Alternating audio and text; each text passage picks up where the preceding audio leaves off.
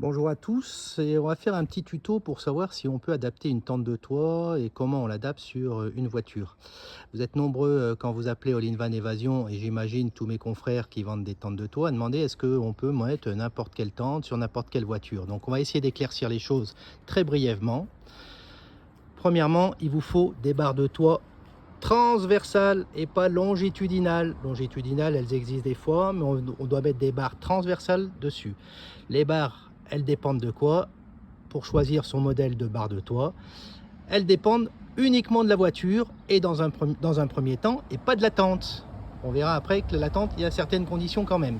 Voilà, les barres de toit, notamment chez Tulle, sont toutes homologuées pour un poids à minima de 75 kg, donc il n'y a pas de souci pour mettre une tente de toit dessus.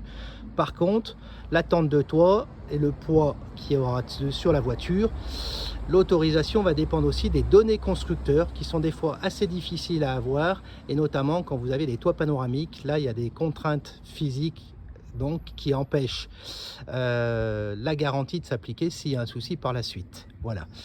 En ce qui concerne la tente de toit, par rapport aux barres de toit qui dépendent de la voiture, je ne sais pas si vous suivez toujours, juste petite précaution à prendre en fonction de la largeur de la voiture et de la longueur des barres. Du coup, il faut veiller à ce que l'anthrax des rails positionnés sous la tente de toit soit suffisant.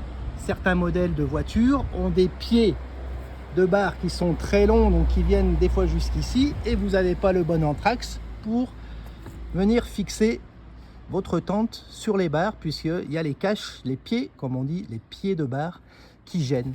Donc certains vous diront mais n'importe quoi, on prend le rail et puis on vient le mettre plus à l'intérieur. Alors oui, techniquement pas de souci, on fait 3 trous à la perceuse et on sait mettre.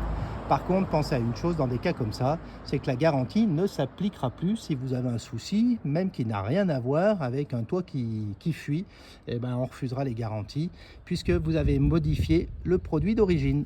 Voilà.